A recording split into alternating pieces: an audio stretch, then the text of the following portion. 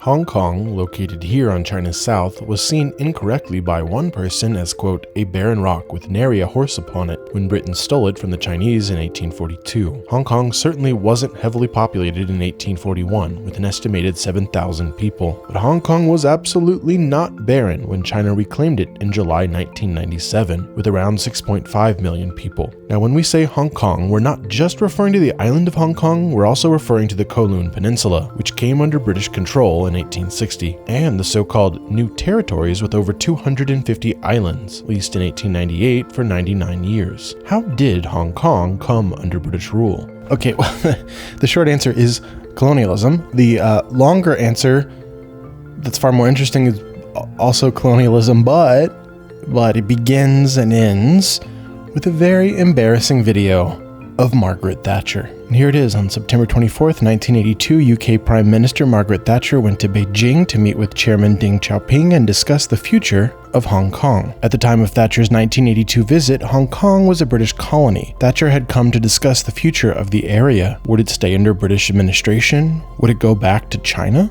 And how's this for some fun foreshadowing? As she left that meeting with Deng Xiaoping, Margaret Thatcher started down the steps and she took a tumble.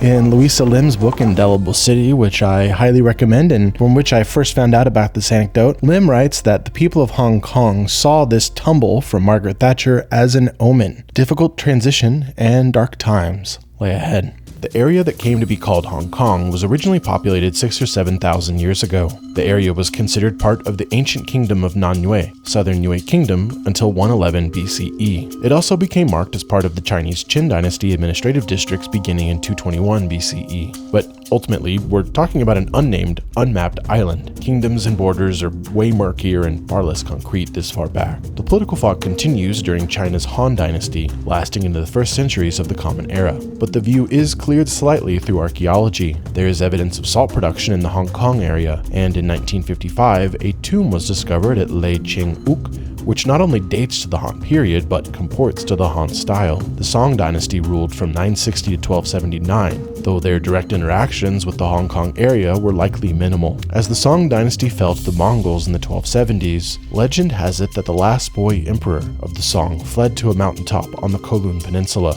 part of modern Hong Kong. Learning of a defeat nearby, he was coerced to jump into the sea and drown. John Carroll at the University of Hong Kong, in his book A Concise History of Hong Kong, writes that in the Mongol Yuan dynasty from 1276 to 1368, Hong Kong was inhabited mainly by farmers, fisherfolk, and pirates. The next 3 centuries fall into the Ming dynasty, 1368 to 1644. Sticking with Carroll, he writes a handful of migrants made it to Hong Kong Island at this time, with, quote, only a few villages scattered along its southern coast. We now enter a parallel era, the Qing dynasty and the arrival of Europeans. First, let's set the stage with the Qing, who ruled in China from 1644 until 1911. The rise of the Qing dynasty seems to be when the theoretical mapping of the area of Hong Kong becomes far more concrete. The area of Kowloon and Hong Kong Island were actually visited by officials on occasion and subject to taxation. Now for the Europeans. While European trade in Greater China dates back further, the first Europeans to sail and trade near Hong Kong were likely Portuguese sailors in the 1500s. Initial trading brought Chinese tea to Europe, and notably to England in the mid-17th century. Suffice it to say, the British liked tea, and so 100 years later, in the late 18th century, tea was being imported by boatloads by the British East India Company. But the Qing dynasty, the heavenly dynasty of the Middle Kingdom, was eager to restrict trade with barbarian Europeans. In 1759, they informed foreign traders the only place in the entirety of China to do sanctioned business was a place called Canton. Canton is located around 80 miles from Hong Kong. This is where British silver flowed in and Chinese tea and silk flowed out. This was the only place the Chinese allowed overseas trade to enter China, and then only during certain months of the year, and only certain outgoing goods were allowed, and all the trading had to be done under the watchful eye of a special and usually corrupt Chinese official called the Hopo. Trade in Canton remained profitable for the British into the late 1700s and early 1800s. That created pressure to get rid of some of the rules, to liberalize trade, to remove some of the middlemen. This British desire for free market liberalization or protecting commercial interests over the limited and corrupt Canton system is often given as the pretext and justification for what would happen next. Here's the incitement of tension. While the Chinese only allowed payment with silver in Canton, foreign traders were becoming less constrained and offering another payment option: opium, grown in British India. Of course, all this opium trade was done unofficially in Canton, but the official profits were very real. The amount of opium sold in China ticked up steadily to 1820, and then doubled by 1830. As Canton's opium trade became saturated, traders began smuggling it along China's southern coast. The impact on Chinese society was destructive. Calls within the Qing state to properly inhibit opium trading grew louder. So the Qing emperor demanded the opium trade be stopped. In spring 1839, a province-wide offensive was launched. The official placed in charge, Lin Zexu,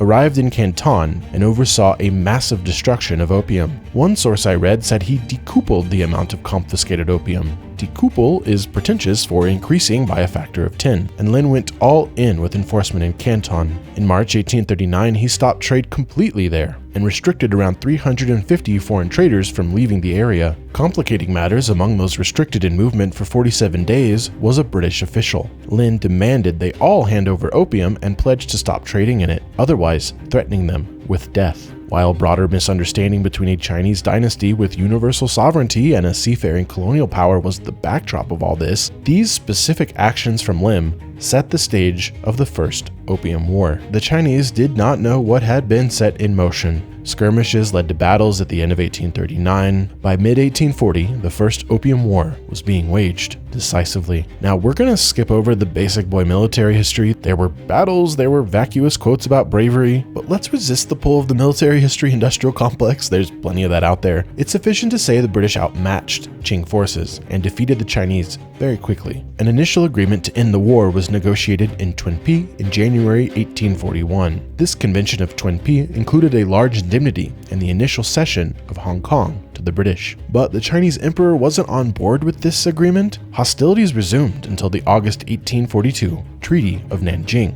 In this treaty, the Canton system was completely abolished and the island of Hong Kong was ceded in perpetuity to the British. As one historian wrote, China emerged decisively and rapidly as the loser of the First Opium War. And the reason I'm quoting here is because I think the word loser is the right choice. It describes loss in war, sure, but loser also brings a sense of embarrassment, resentment. The Chinese emperor, the wise ruler of the Middle Kingdom, was angry at being defeated by a group of what he called barbarians. That feeling never went away. Now then, the British decided the piece of China that they wanted to carve out for themselves after the war was the island of Hong Kong. As Frank Welsh put it, the quote, "Island of Hong Kong is one of hundreds scattered in the Pearl River estuary. Not the largest, nor the most prominent, nor at the time of its acquisition by the British in 1842, the most populous, and certainly not the most fertile." Reportedly, both Queen Victoria and the Chinese emperor were somewhere between bemused and indignant at learning one result of the war was the cession of Hong Kong. One Lord Palmerston incorrectly analyzed Hong Kong to be a, quote, "barren island, which will never be a mart of trade." But Hong Kong Island wasn't barren, and neither were the areas around it. The British soon set their eye on nearby Kowloon Peninsula, a rocky, hilly area with, according to one examination, 82 farming villages. Again, under the excuse of liberalizing trade and enforcing trade agreements, the British engaged the Chinese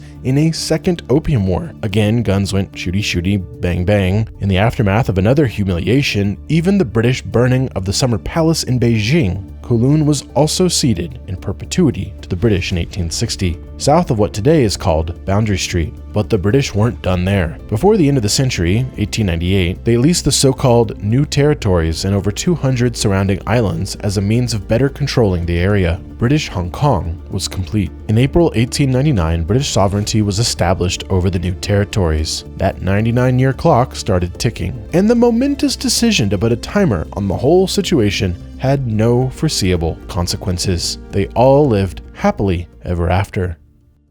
Oh wait, no, just kidding. The 99-year lease made a world of difference. Over the course of a century, Hong Kong, Kowloon, and the New Territories became an economic powerhouse. Particularly in the post-war decade, the 1950s, Hong Kong's economic success was the envy of the area. Identity shifted too. The people of Hong Kong were colonized and treated as such during the 156 years of British rule. Property rights were chaotic, Chinese heritage was marginalized, laws benefited non-Chinese minorities, and wealth created primarily benefited the British mainland. Nonetheless, a unique mix of Chinese and British identity developed. Children were taught British history in schools. Many Hong Kongers took British names to fit in. Prosperity brought museums, art, culture. After the communists won China's civil war, many came to see a unique place for themselves in British Hong Kong, a prosperous outcropping aside a totalitarian state. After mainland China spent time as a fledgling republic, victory in the Chinese Civil War brought the communists under Mao to power in 1949. A unified and far stronger central government than the Qing brought about a surge in Chinese power on the world stage. In 1971, that government took its seat on the UN Security Council. By the 80s, under Deng Xiaoping, China was undergoing another economic transformation. Meanwhile, the 20th century saw the British Empire's steady decline. The Chinese and British were on inverse paths, one of decline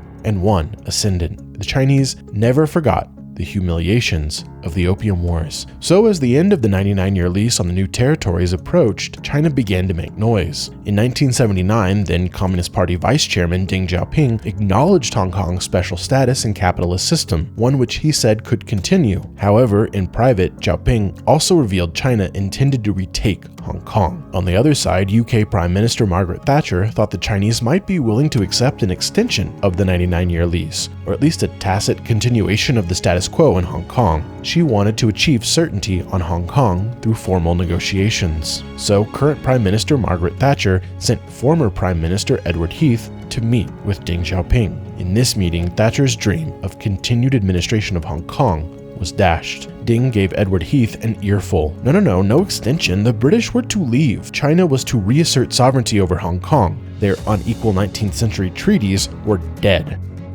What sort of a man is Deng Xiaoping? Well, he's, let me say this, I think perhaps one change will be that the same policy will be put in a rather more forthright way. Deng also used the words we associate with Taiwan and Hong Kong to this day. After returning to China, Hong Kong would reunify but have special status. Hong Kong and China would be one country, two systems. In the wake of this, Prime Minister Thatcher made a personal follow-up to Heath's meeting with Deng Xiaoping. She arrived in Beijing later in 1982 and held out hope the Chinese would accept her offer of continued British control of Hong Kong after the end of the 99-year lease. In retrospect, her offer seems pretty naive. As he had with Heath, Deng Xiaoping refused. The British were to leave. Xiaoping also placed a deadline on the whole affair. Talks could continue, but were they not fruitful in 1 or 2 years, Chinese sovereignty would be declared unilaterally. Kowloon and the new territories in particular, being connected by land to mainland China, were vulnerable to incursion. After Deng made this position clear, Thatcher went out and took her tumble down the stairs. The British were in a tough spot. Hong Kong was a valuable asset, but though their control of Hong Kong Island and Kowloon were perpetual, these two areas were reliant on the new territories. By late 1983, the British were finally starting to see clearly that they would need to go ahead and hand Hong Kong back to the Chinese, or they might see it taken away from them by force. There were roughly 20 rounds of negotiations over Hong Kong. The result was a joint declaration, the Sino-British Joint Declaration. From the book Treaty for a Lost City by C.L. Lim, I learned that the text of the joint declaration was a sloppy fusion. Both sides brought their own versions of a declaration and then basically smashed them together, even when that led to apparent contradiction. As an example, Lim holds up points 1 and 2 in the declaration. Point 1 says the Chinese government has, quote, decided to resume the exercise of sovereignty over Hong Kong. Point 2 says that the UK, quote, declares that it will restore Hong Kong to the People's Republic of China. We've decided to take it back. Oh yeah, well, we decided to give it back. Lim explains the reason this is all wonky and weird is because in the Chinese view, all of the 19th century so-called unequal treaties granting British control and leases on Hong Kong were on insecure footing. The Chinese emperor was coerced, was never able to sign away sovereignty because Hong Kong was inherently Chinese. Therefore, the British didn't really ever have sovereignty over Hong Kong. It had been a mirage the whole time. From China's view, sovereignty is sovereignty. You can't place limits on sovereignty. You can't cage a tiger. If so, sovereignty isn't sovereignty. Duh. In this interesting light, negotiations on the joint declaration are actually easier to understand. The Chinese negotiators were kind of doing it in bad faith. They just needed a piece of paper that got the British to get out of town. They played ball with the British in order to simplify the handover of what they believed was already theirs. Rather than a war that would make them look bad, a vague declaration would restore control without the messiness and reputational damage. The Sino-British Joint Declaration signing took place in December 1984. As the declaration provisions we read earlier stated, the British would give back Hong Kong, while the Chinese would simultaneously take Hong Kong back. Whichever active framing was true, the handover would occur in 13 years, July 1st, 1997. Hong Kong was to be part of one country with two systems. Hong Kong, Kowloon, and the new territories would be a special administrative region within China, retaining its special political status and capitalist system for 50 years, until 2047. It would have free speech and association and local democratic elections on which basis China would appoint a chief executive for Hong Kong. Hong Kong would also draft a basic law, a sort of constitution. Now, two things about this joint declaration stand out as ominous. First, there was no procedure included for the situation in which one party broke its provisions. That meant all the promises of freedom for Hong Kong were, effectively, just words. Second, no formal Hong Kong participation was solicited in negotiations. The Chinese held that it would be superfluous to include Hong Kongers because Hong Kongers were Chinese, and the Chinese were already at the negotiating table. Were the Chinese negotiators wrong to resist Hong Kong representation because there was no distinction between Hong Kong and Chinese interests?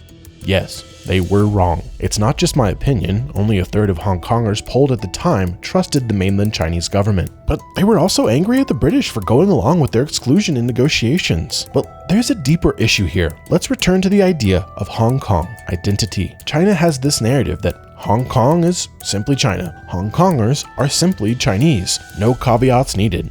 So let's tick off the Chinese government and add some caveats. Now, it's true that around 75% of those in Hong Kong today report feeling somewhat or very emotionally attached to China. A majority in Hong Kong see themselves as both Hong Kongers and Chinese, and that China and Hong Kong have shared history, of that there is no doubt. Hong Kong was never the barren rock British colonizers saw it to be. Over 7,000 people were present in the initial census, people whose ancestors may have been salt miners, fleeing Ming Dynasty loyalists. There were farming and fishing communities, people who had been incorporated into the Qing Dynasty in 1644. But China is taking these links way too far. Their nationalism basically amounts to calling dibs. Hong Kong was part of a Chinese empire or two of the past, therefore Hong Kong must always be part of any iteration of Chinese government. Dibs. The voice we're missing here is that of the people of Hong Kong. To this day, over 3 times more people in Hong Kong identify primarily as Hong Kongers than identify as primarily Chinese. At the time of handover back to China, 75% of Hong Kongers thought they would be worse off. A strong majority polled thought British rule had more positives than negatives. Overall, something like 80 to 90% wanted to just keep the situation as it was. These data, taken together, tell us a story that is nowhere near as clear-cut as Beijing's. There is an attachment to China, no doubt. There is also a unique Hong Kong identity. There are unique Hong Kong interests that were denied in the 1984 decision for a handover. The fact that Deng Xiaoping spoke of one country, two systems for China and Hong Kong must imply there is also one country, two identities. Otherwise, why even bother with such pretense? This Hong Kong identity, these interests would become louder in the 13 years between the Sino-British Joint Declaration in 1997. Hong Kongers would express anger at their exclusion from negotiations, form brand new political organizations to demand their views be heard, and they'd struggle with British administrators to draft a sufficient basic law and at least try to democratize in the years before the handover. As the clock ticked down, majorities polled expressed concern over their freedoms after 1997. Immigration out of Hong Kong rose in the early 90s. By the time of the handover back to China, roughly 1 in 10 Hong Kongers had left. At midnight on July 1st, 1997, Hong Kong was given to China. Thousands of Chinese troops came into the territory to impose China's singular control. Soon, China would work to impose a singular identity too. The slow erasure of Hong Kong identity and promised rights is what we'll discuss in the next episode. Expect that one soon. Heads held high, happy warriors. Later, y'all.